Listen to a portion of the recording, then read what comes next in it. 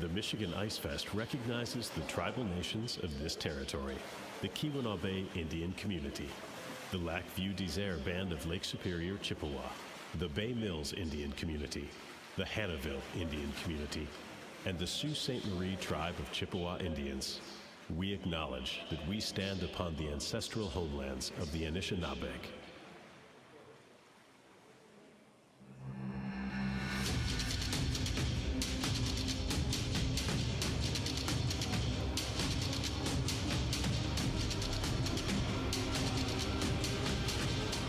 Welcome to the Michigan Ice Fest.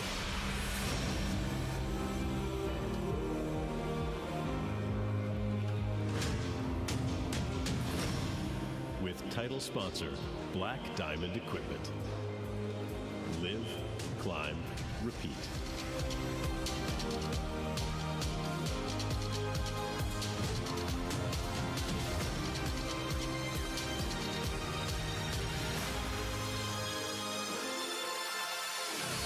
Sponsored by Patagonia, building the best product, causing no unnecessary harm, using business to protect nature, not bound by convention. The North Face, tested in labs, proven on expeditions, trusted by athletes. Mountain Hardwear. We create performance apparel and equipment to empower outdoor athletes to live boldly. Loa Boots. Since 1923, Loa has been the choice of mountain adventurers, setting the standard for quality, innovation, fit, and responsible manufacturing. Loa, simply more. Petzl. We are Petzl, committed to creating safer places for those that work and play in the vertical and dark worlds, maintaining industrial excellence and pioneering perpetual innovation. Gravel. Gravel wants everyone to find and climb their own mountains. Each seeks their own summit, their own path. To each their own. Scarpa. Innovation and tradition share equally deep roots at Scarpa. Performance footwear and technical products for skiing, climbing, mountaineering, hiking, and running. Camp USA. Lighter, faster, camp. Yeti. Built for the wild. Arc'teryx. For what's to come.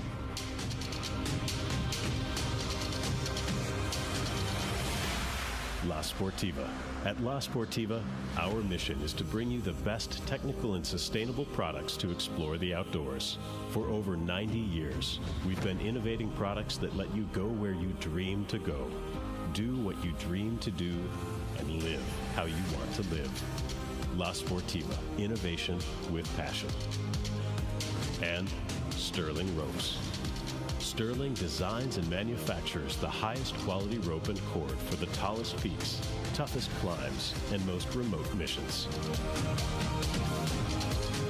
With support from Aku, Clean Canteen, Blue Ice, Rab, Fitz Socks, Osprey, Good to Go, The Fire Station, Trango, Glacier Cannabis, Alpinist Magazine, the Munising Visitor Bureau, Michigan's Office of Outdoor Recreation Industry, and Munising Michigan, home of the festival and your gateway to the Pictured Rocks National Lakeshore.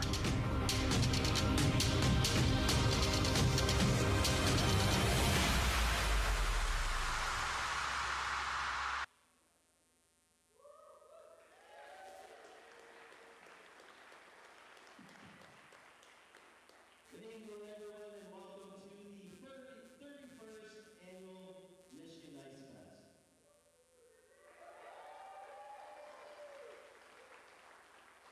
We're very excited to have you this year, and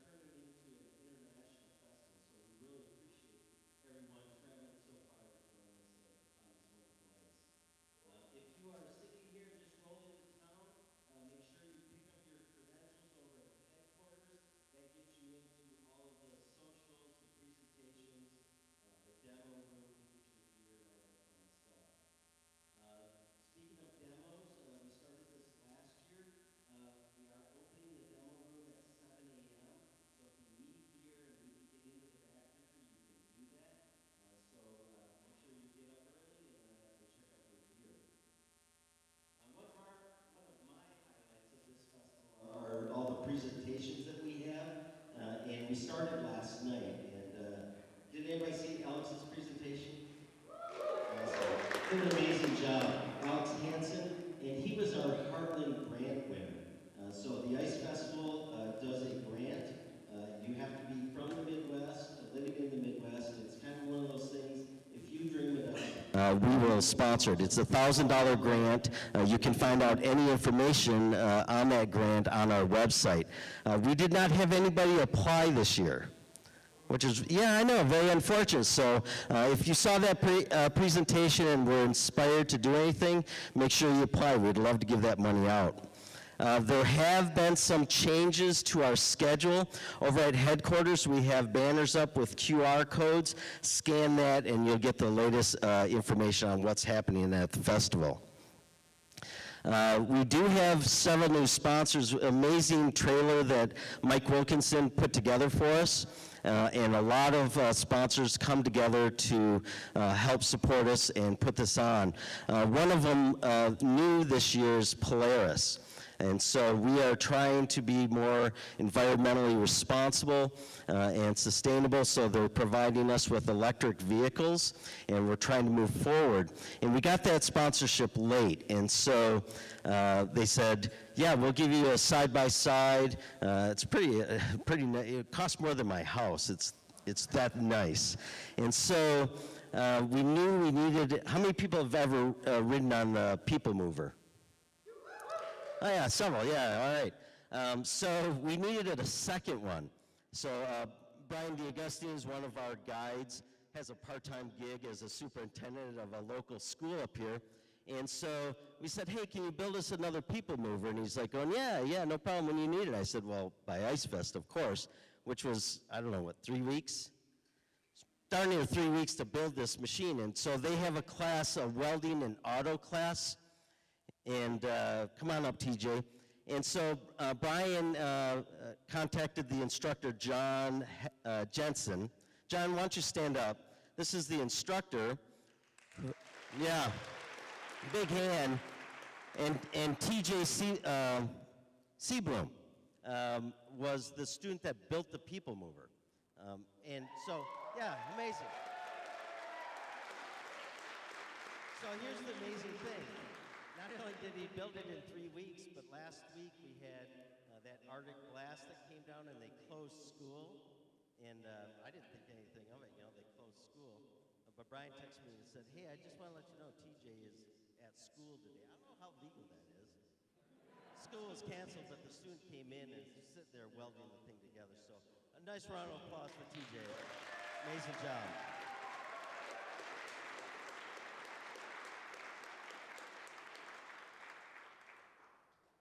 Tomorrow morning, if you haven't been to the Gallery Coffee Company, they are one of our sponsors. We're right over here, and we do something called Coffee Talks. And it's a way to wake up, get a little coffee, and see a quick presentation. We have 2 of them tomorrow. We have Sam Elias, who's our featured artist on ice this year. We'll be talking about his climbing life and his artist life. So if you picked up one of the t-shirts, this issue's t-shirt, that was designed by Sam. We also have Emily Linkwater, who's a professional golf guy. He's going to be doing a presentation on Afghanistan. So grab a cup of coffee, a cookie, and watch those presentations. Should be pretty fun.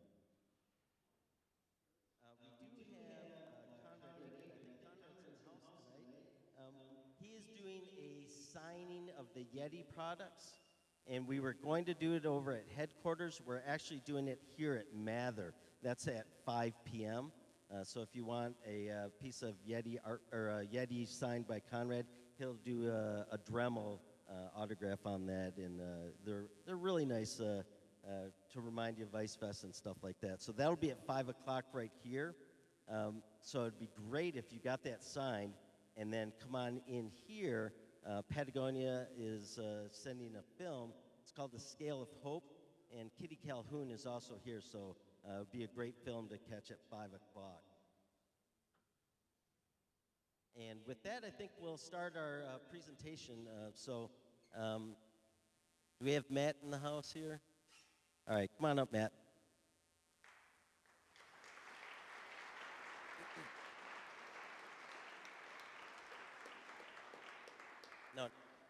Well, both Matts. So, as I mentioned, one of my favorite things, or our favorite things about this festival is not only the climbing and going out and sharing these stories, but having new athletes come to the event. And so a lot of the sponsors that you saw in the trailer send athletes here. And we really like our old-time athletes that come in and have come year after year, but we're really stoked on the new athletes to our festival anyways. And North Face is one of our sponsors that send a lot of athletes and really support our event. We appreciate that. And when they said they were sending Matt Cornell, we were very excited. One, he's a Michigan guy. Yeah. Not only is he a Michigan guy, but we also found out that he climbs up in the Keweenaw Peninsula. Amazing climbing up here. So we're like going, oh, yeah, this is a homecoming. He's going to fit in really well. And I'm sure you'll enjoy the show and make him feel welcome here at Michigan Ice Fest. So a big round of applause for Matt Cornell.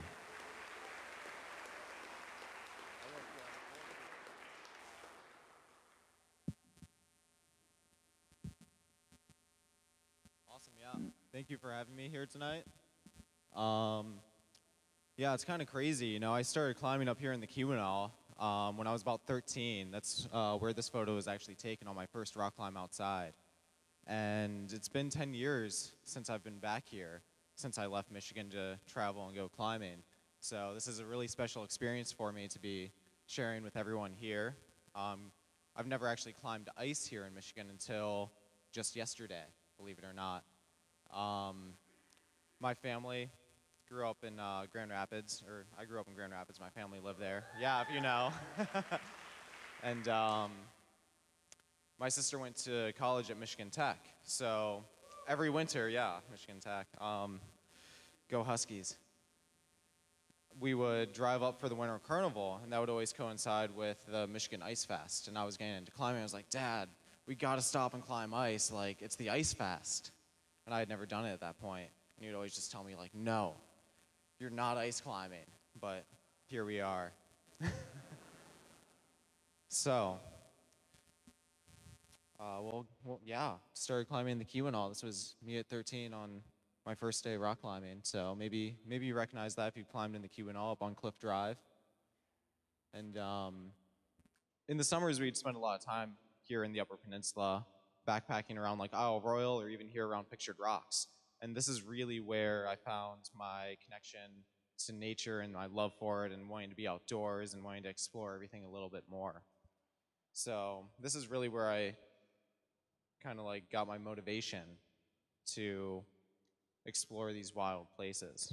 And if you're from Grand Rapids or the Lower Peninsula, you know Grand Ledge. You know, if I wasn't, when I was yeah, it's not great, it's top rope only, but you take what you can get. And so while I was in high school, it's like if I wasn't working or if I wasn't at the climbing gym, if it was a weekend, I would go out to Grand Ledge or maybe the Red River Gorge, Devil's Lake. You know, always try and take those trips whenever I could, and I was just really motivated. So I was 18 and out of high school, built out the back of my Subaru for about 3 years. And that was pretty much my sole motivation, climbing. And so I picked up ice climbing when I was about 20 years old in Bozeman, Montana. If you ever climbed in Highlight, this is one of my first days ice climbing. Kind of changed my life. I fell in love with it. And by a recommendation by one of my friends that I should pick up ice climbing, he said it would change my life. So, but climbing ice eventually progressed and took me to places like Alaska, as well as like Patagonia, and more recently Pakistan a few years ago. What I really want to talk about tonight is a trip we did this past spring, where we bought this van and drove it from Bozeman, Montana to Alaska, and then went into the Central Alaska Range, we went into the Revelation Mountains to climb and establish new routes. So we loaded up the van with everything we needed. We went with 4 people: Jackson Marval, Austin Smits, Jack Kramer, and myself. And we started climbing in the Canadian Rockies. We drove up there and started warming up on some of the classic climbs of the area, some ones that we had never climbed before. So our first day was Curtain Call, and we had phenomenal conditions. It was unseasonably warm, and we went to the Weeping Wall, and then eventually started to look for some harder things to go climb once we were warmed up and connected as a team, as partners. Got on routes like French Reality. Here's Jackson sending the Crux, a little spicy. And you're probably wondering how we all slept in this van with the 4 of us, with it being tight, with climbing gear for 2 months to go climbing and traveling. So we have bunk beds, and 2 would share the bed, or someone would sleep on the floor occasionally. And so after about a week and a half of climbing in the Rockies, we noticed a good window of weather approaching Alaska. And so we wanted to make sure we got there for that warm weather so we could climb as much as we could. So we drove north, and we drove as much as we could. We didn't really want to stop. So we drove through the night. While driving through the night, you can imagine in late March, going up to Alaska, it can be cold and wintry, and maybe the roads aren't in great condition. So we wrecked the van. At about 2 a.m. in northern British Columbia, with no cell service and no town around for a couple hundred miles. And we sat on the side of the road for about 12 hours until a tow truck came and got us out. But the van ran. It started right up. With only a hole in the radiator, we drove all the way to Alaska, where we went grocery shopping and loaded up all the essentials. And then we flew into the mountains. And I don't know if you know much about the Revelation Mountains, but they're about 130 miles from Anchorage, and they're hard to fly into. Not many people want to fly out there. So we had to take a couple different flights, shuttling loads back and forth, landing on frozen lakes and flying then into the glacier in a Super Cub, a little tighter, only room for 1 person and a little gear. But then we set up base camp on the main Revelation Glacier, and then went out to scope our next line right here on Pyramid Peak. And this had only been climbed once before, and back in 2021, I had the cutting edge grant from the American Alpine Club to attempt this peak, but logistics never lined up that season, and we just got lucky this particular year. So you can see our line, the red line there, that's the route that we had scoped from the ground and had intended to climb.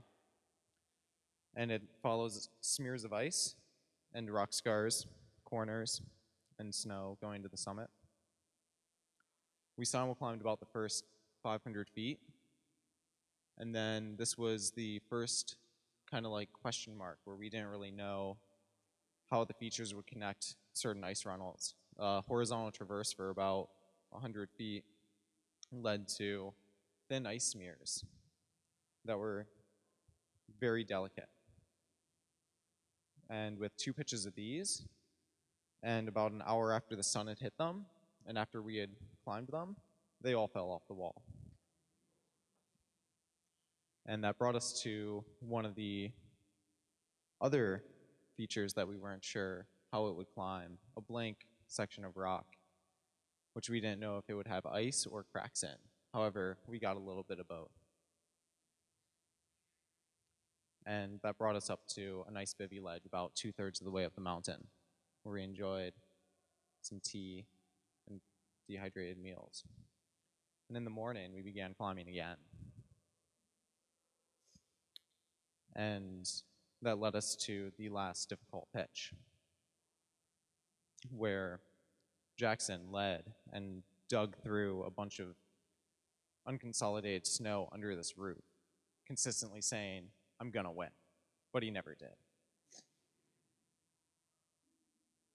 We climbed a few more pitches of ice runnels and continued to the summit, making the second ascent of Pyramid Peak. So then we rappelled the North Ridge and returned to base camp, where we spent time eating lots of food and recovering, relaxing for a few days, and the weather was still good. We did a little glacier bouldering, and then scoped another line on the northwest face of Pyramid Peak. The weather was still good, so we didn't want to miss this opportunity. And this time, the previous climb was just Jackson and myself climbing, but we brought the 4 of us up this route. So we began climbing on perfect ice runnels that just continued for thousands of feet.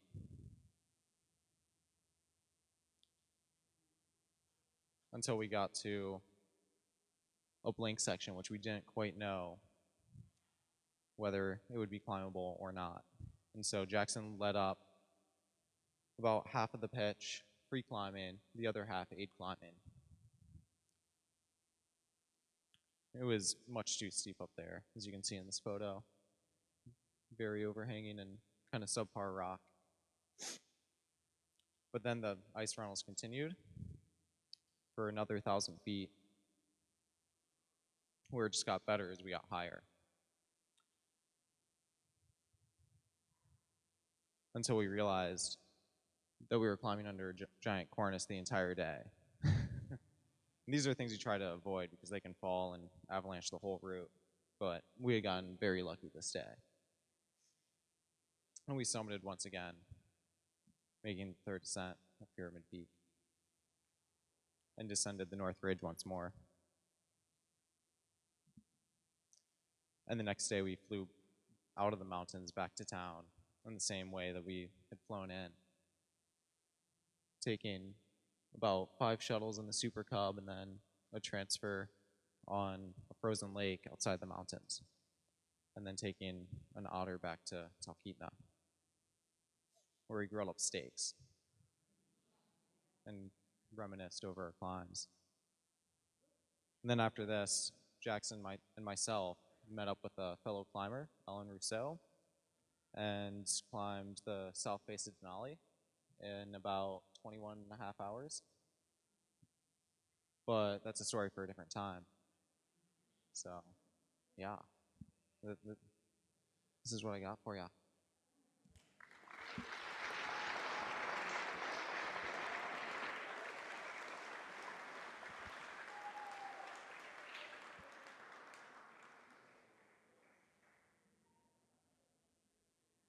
All right, we're going to take just a couple-minute break. If anyone needs to use the restrooms, they're in the back, so we can get ready for Ian's show.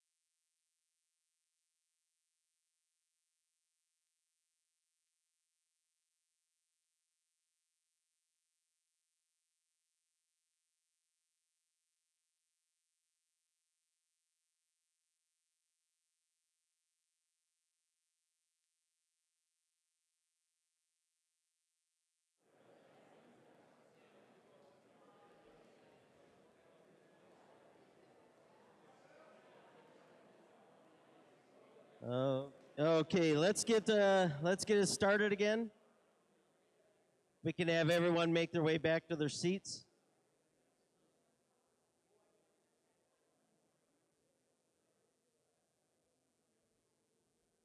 We've got a couple announcements to make before we start our next show. New this year, we have two things going on that are new. We try to keep the festival fresh, and so the first thing that we have going on is a treasure hunt. And so we've been releasing clues since Ice Fest started, and the grand prize is a lifetime pass to the festival. Okay? So we just released the third clue tonight, and basically out there somewhere there's a dry case that's orange with the Michigan Ice Fest logo, and we were going to call it the golden ticket, but we didn't have gold paper, we had yellow. So it's a yellow ticket prize, and this is our 31st annual. In 60 years, you'll still be able to get in for free. So if you find that, bring it to us. We'll get you lifetime credentials to this event. We also have the remote route challenge, and so that is Saturday morning. I can't remember what time is it, 6 a.m., and you have until 6 p.m. To tick off routes that we've assigned points to.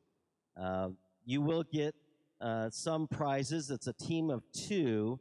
But more importantly, you will have your name put on the Remote Challenge trophy that will live at our Guide Service Center, and you will be the first ever Remote Route Challenge champions. So make sure you go to our website and check out the rules, or see Matt or I tonight or tomorrow. Without further ado, we're very excited. Once again, another first-timer to this festival.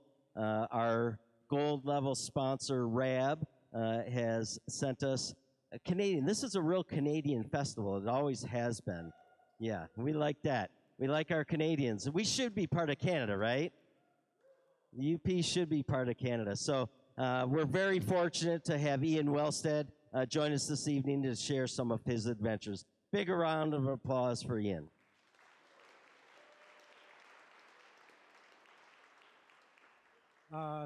Thanks for the introduction, Bill, and I mostly want to thank everybody for coming, because that's the main point of my slideshow tonight. Is Bill asked me what I wanted to present about, and I thought, well, I'm going to come down here and promote my guiding business and tell you that you got to come up to Canada to learn to alpine climb. But Matt is obviously not from Canada, and I don't know. I'll fill you in, but Thursday night you just saw the most cutting edge slideshow you're going to see at the festival. So it's funny how it works that Matt kind of presents to the small crowd Thursday first, but is in fact doing the most cutting edge climbing here. So I'm not going to present to you about how Canada is the best place you have to come to climb, but I am going to start off with this photo of my friend Juan Enrique on the summit of Uhyhascan, the tallest peak in the range. And Juan from Chile was an Aconcagua guide, and one thing we do have in our neck of the woods is a lot of vertical. So Juan would guide the south face of Aconcagua, and we came around the corner to go climb this peak, and he looked up at the summit of Robson and realized that it was as much vertical as Aconcagua. So just these moments where you get up high with your friends, you got a ton of vertical. So not only am I trying not to come down here and be a Canadian and tell you how great it is, but I'm also trying to convert meters to feet. So that's 12,000 feet, so that's the same as going from Everest Base Camp to the top of Everest. But it is an ice climbing festival, so I thought I should start off with some ice climbing.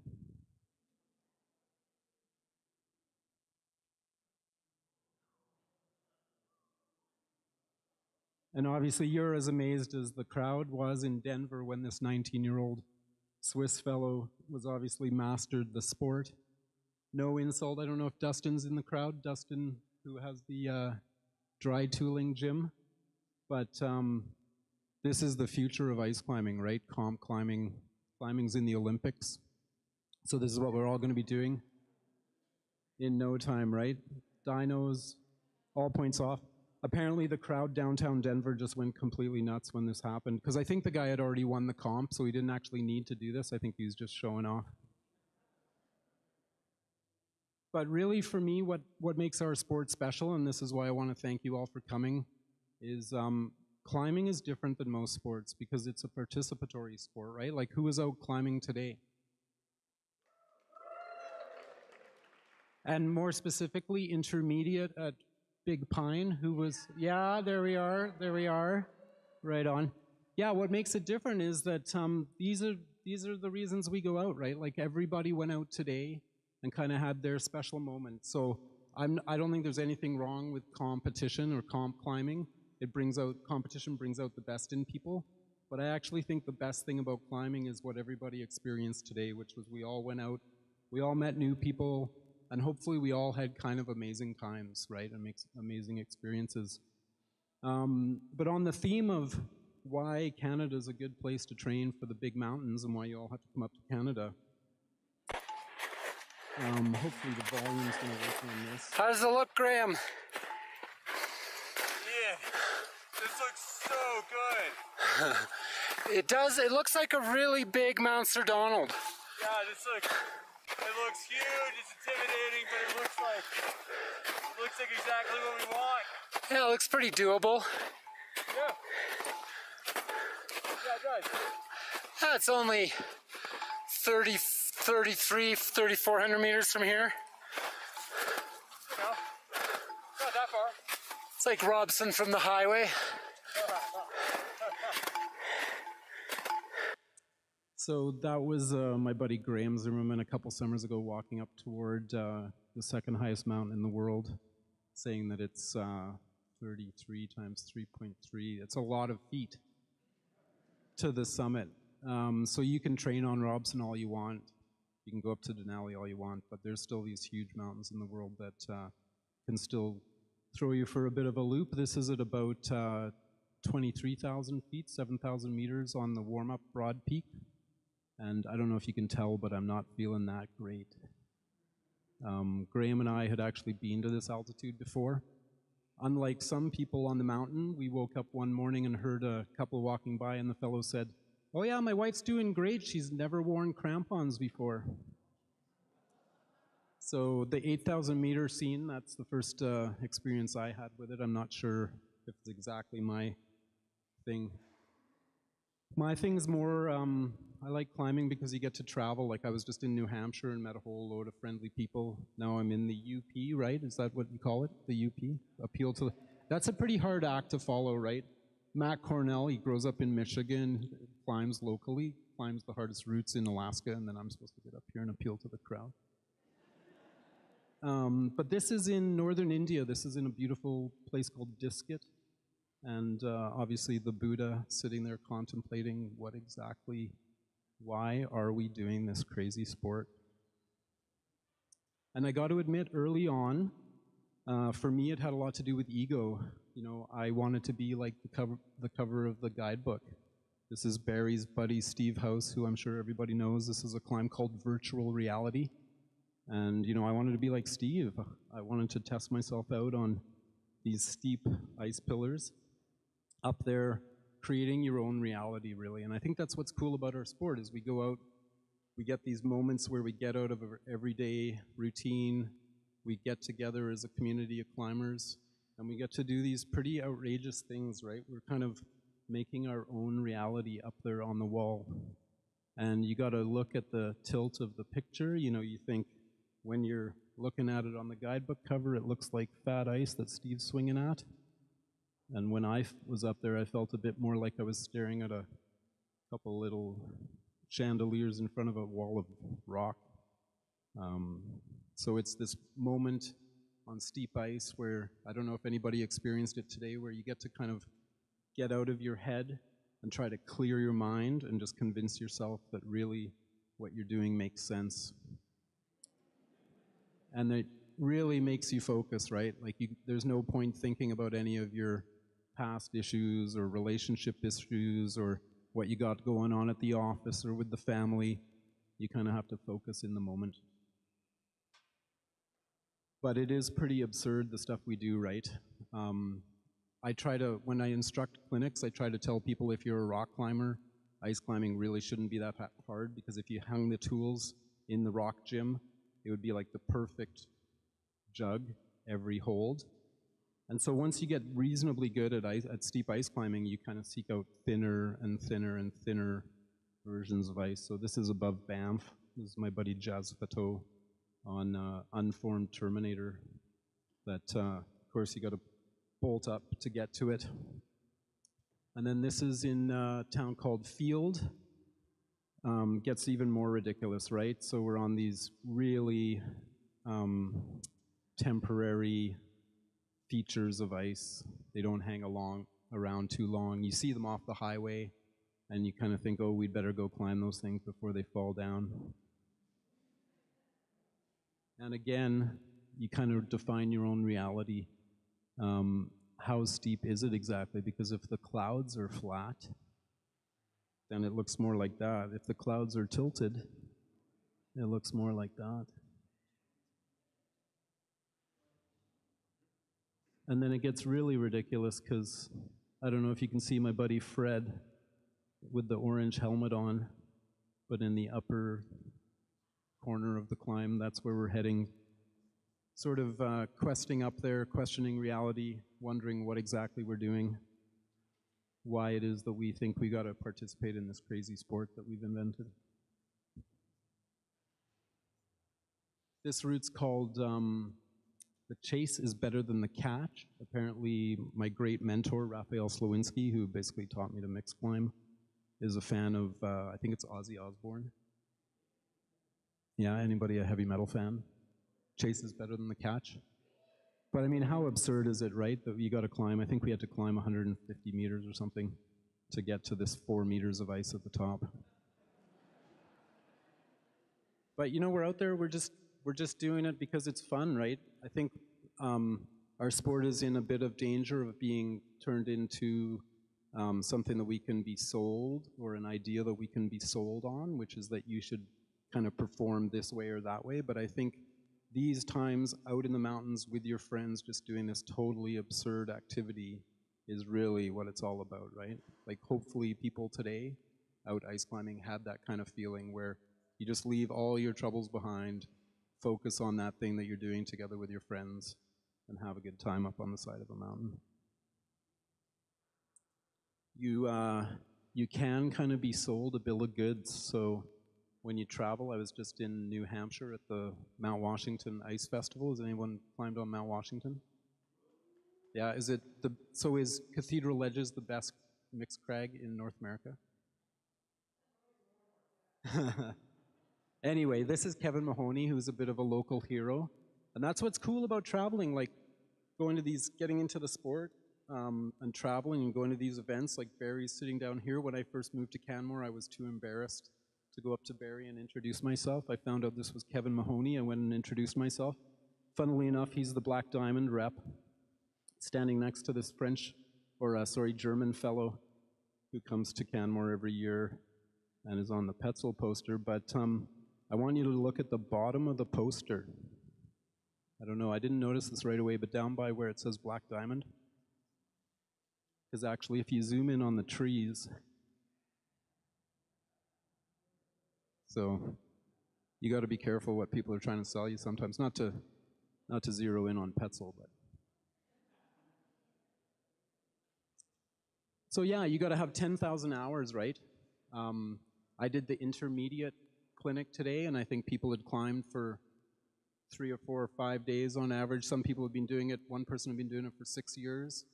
So they say to become an expert, 10,000 hours, I think that's what they say. So the same village as the Chase is better than the catch. You see another drip across the highway, well, we'd better climb that one too, right?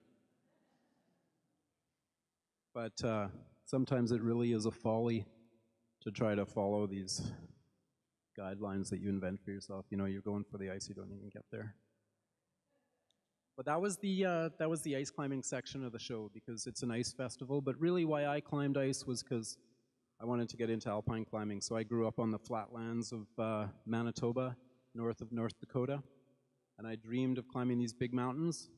This is the classic Cassin Ridge, and I was going to get up here and go on and on about how great I'd done in the Alaska Range, but Matt climbed the south face of Denali in half the time I did, and then his buddies who just presented in New Hampshire did it like 50% faster as well. So really all I want to say about the south face of Denali is that I was in a kind of zen period of my life, and I don't have any photos of it. But I did take this Raver jacket to 14,000 feet. I don't know if you know this kind of brand of synthetic fake fur, but it actually is really comfortable to sleep on, and you meet a lot of people. So it didn't make it to the summit, unfortunately. My buddy had a client, and I didn't feel like I could schlep that thing up and maybe imperil the team. But yeah, you could go to Alaska to prepare for going to the Himalayas, or you could come to Canada.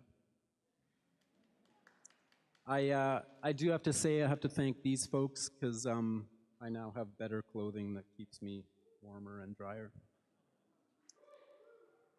This is Colin Haley. In the background there is Mount Alberta. And this is the North Ridge of Mount Columbia, the second highest peak in the Rockies, and the beautiful upper Athabasca River there. So who's driven the Icefields Parkway? So the Icefields Parkway, people come from around the world to drive it in their RVs. It's got diesel-powered buses that drive out onto the glacier. This is one river over, and it takes about 8 hours to hike past Mount Alberta and down to the upper Athabasca. So anybody who wants to come up to our neck of the woods and go on a nice wilderness hike, you don't necessarily have to climb Mount Columbia, but that hike out of Jasper is some of the most beautiful mountain terrain I've ever seen in my life. That's Mount Columbia. That's about 12,000 feet. I'm just going to say everything's 12,000 feet, because maybe it's not 12,000. Maybe it's 10,000. I don't know. It's quite big. But yeah, you can go back there. And a German guide, or German-Canadian guide in our neighborhood, he actually guides people hiking, and they spend 5 days, and they hike in, down, up to a cabin one day, down into this valley, up to the lake at the bottom of the ridge, and then somehow they make their way up onto the glacier and back down to the highway. So 5 days of wilderness hiking must just blow their minds, I think. Like Matt, Colin has quite a high threshold for not wearing the rope. So this is about 100 meters below the summit of Mount Columbia. But one good thing about coming to festivals, you get pretty confident on steep ice, and then you end up maybe where some other people might need the rope, and if you're really competent at ice, then you save a bit of time, you don't throw it on. But a great thing about climbing and being in the moment is that I think every day that we go out, we get to kind of reinvent ourselves. This is me 20 years ago, and I was actually shocked when I realized that this was in 2004. But I had the folly to try to follow one of Barry's routes up this mountain, and unfortunately broke my arm where that yellow star is. And 20 years later, went back with Colin and walked around it and had another glance at it, and wanted to see this view from the summit. So we can kind of reinvent ourselves any day we're in the mountain, where if you were out there today, hopefully you had a moment of clarity where you kind of felt like you were in the moment, you were really moving like the person you want to be, you felt fit, you were having a good time. And I think that's the great thing about climbing, is we really get to create our own reality. And this is the reality you see when you top out Twins Tower in the Canadian Rockies. So I went back with my friend, Quinton's friend, Alec Berg. This is where I'd made it to 20 years ago when I was a bit crazier. And it's nice because now I'm a bit older. I'm not climbing as hard as I used to. But I have the sort of maturity, I think, to reinvent myself and admit that I don't want to be the hardest climber anymore, but I still want to get up these impressive peaks. So we went along this ridge for about 4 kilometers and did the second ascent of this small peak on the side. If it was anywhere else, it wouldn't look quite so small. That's called the Sunnotwin. And then went up the third ascent of the Abrams route on the North Twin. And the thing that we do get in the Canadian Rockies is we do get a lot of exposure to hazard. So I do think it's a good place to train for bigger objectives.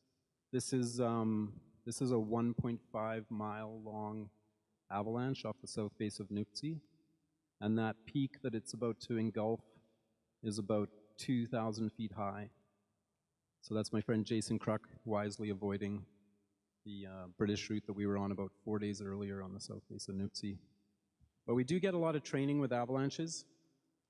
We got a lot of training with seracs. So this is below the first face that I tried to climb in Pakistan. And you know the joke with seracs, we have some serac-threatened climbs in the Canadian Rockies, and you say, well, if there's debris at the bottom, it's already gone, right? And if there's no debris at the bottom, well, it's safe, right? So, but it does, living where we do, we've seen some tragedies. So this is the face that we first tried to climb when we were in Pakistan. This was sort of one of the standing problems. And going with my friend Raphael, who's a physicist, he named every single one of the seracs. I don't know if you can pick them out, but kind of going from the bottom right, there are about 5 of them, and he, you know, Serac A went every 3 days, and he was a bit worried about that. And then Serac B went every 5 days, and he was less worried about that. And Serac C went every week, but every single one of them actually swept the entire valley. So we made a bit of a foolhardy effort up this thing. And then it eventually got climbed in an amazing effort by Hans-Jörg Auer, his brother, and Simon Anthemanthen. But unfortunately, I don't know if you know the story, but Hans-Jörg, along with his 2 amazing climbing partners, died in our neck of the woods from avalanche. And I think being in the Canadian Rockies, we do sort of get a respect for the environment that allows us to go to these bigger ranges and try to climb things. This climb on the left, has anyone climbed Slipstream? Barry? John, are you lining up for John Jugenheimer? Anyway, so Slipstream is one of the most famous ice climbs in the world. You train a lot in Munising and you get good at ice climbing, come up to the Rockies and have a go at Slipstream, but it's one of those ones that I promised myself I would never climb because it's fairly easy in a way, like the grade is easy, but it has a lot of objective hazard. And then it was on the internet every day. It was getting climbed like every day one year, one spring. And so I went up there and tried it. We were Simu climbing. We got maybe 200 meters up the climbing, and these little sloughs started to come down. And I was about to call up to my buddy and say, hey, you know, is this really a good idea? And at exactly the same time, I heard, hey, do you want to come up here and kind of talk about this? And we turned around and came down, and a big slide came down at about 10, 15 minutes after we left the bottom. But after bailing off it, I walked around the corner and looked at this red line, which is a ice climb that we climbed to within a pitch of the summit when I was quite a bit younger and quite a bit crazier. And Barry rightfully pointed out that maybe climbing under seracs on that route was not the greatest idea, although it is, I gotta say, 800 meters, 2,500 feet of 5+ ice. It's pretty appealing. So this is the great Uli Steck, who came and added a pitch to the top of it.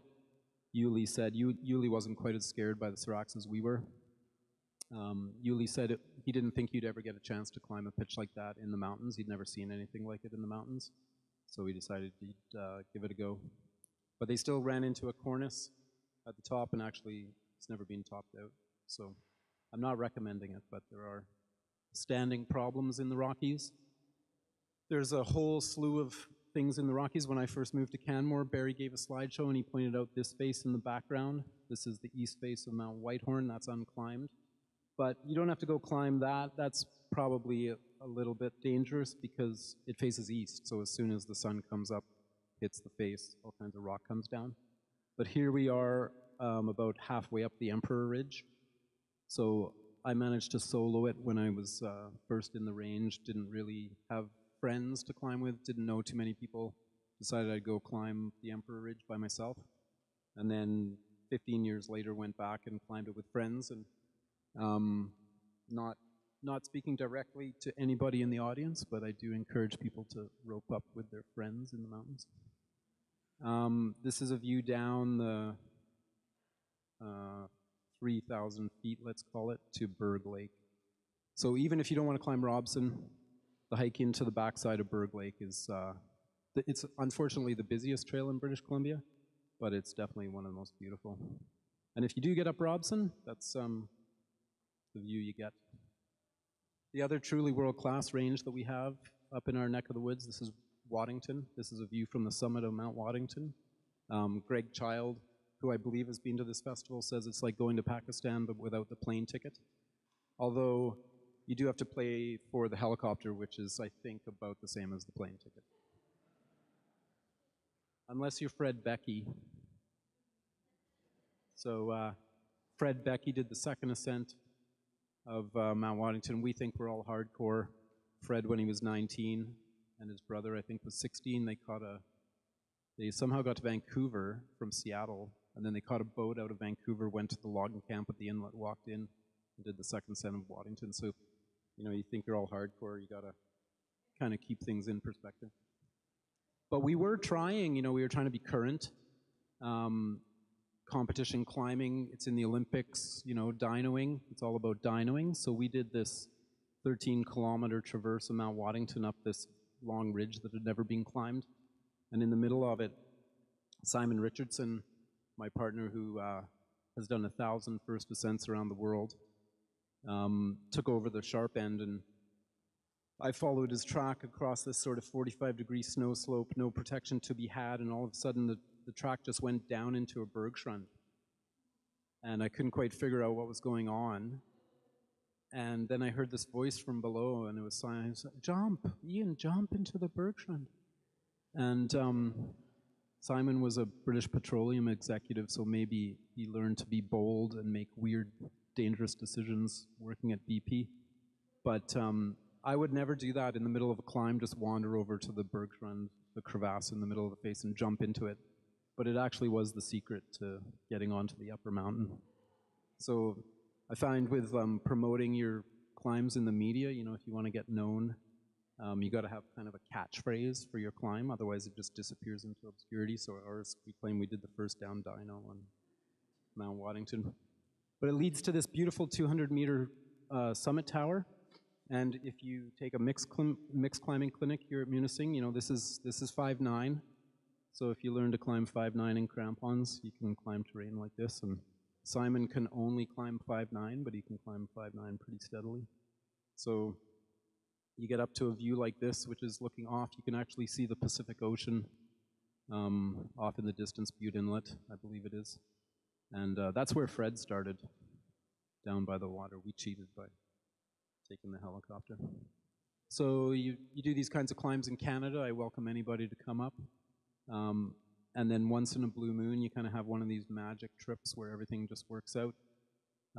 This is Raphael Slowinski, who won the X Games a couple times. We were calling this WI4 from the valley, and in fact, he said that this was the most pumped he's ever been on a pitch of ice at about 6,000 meters. That's, I'm not going to try to do the math. And you learn to climb kind of steep mixed ground. You can climb your way out of whatever pit of despair you might have started in the morning. Hopefully some people today, if you had worries at the start of the day, you didn't have as many worries at the end of the day after your day of climbing. You learn to climb terrain like this. The way it's going, a lot of climbing movies are coming out with some pretty spectacular scenery, footage. But in the heat of the action, we only took photos of the crux of this route on the way down. But being able to climb overhanging, shattered granite is a useful skill to have if you develop it on the crags. And you get up high to this clear blue air that it really does just clear your mind and kind of put things in perspective, I find. So hopefully people had that experience out there today at some point in the day. You get to go to big mountains and really just spend time in some incredibly beautiful surroundings. Take the time to smell the flowers. It's not so much about getting up the peaks as actually just the people you're spending the time with and having that moment of clarity. You do get to meet some pretty incredible people. This is in Chamonix, or this is actually in Courmayeur, where they give you this funny plaque as appreciation for some climb you did. But just like these festivals, I hope everyone's having a good time. It's a participatory sport. Hopefully everybody feels like they can just go up to anybody and make friends with them and meet them and have a good time. And I can't finish this slideshow without a picture of, as Hollywood dubbed him, the alpinist himself. The motto of the slideshow is not, "You should go climb the real big drip without a helmet." It's more that the fellow down in the bottom of the picture was a professional photographer, and Marc-Andre Leclerc didn't care who was watching him, who was saying what about him. He just was in it for the love of it. You met him, he was just like this glowing beam of energy. And I think he would just spend so much time in the moment that he really got to reflect that in his persona. It was always a pleasure to be around him and to meet him, and hopefully people have that experience here this weekend at the festival. I know I enjoyed meeting everybody at Big Pine today, and hopefully we'll have more fun this weekend to come. So thanks to my sponsors who give me some gear and some clothing.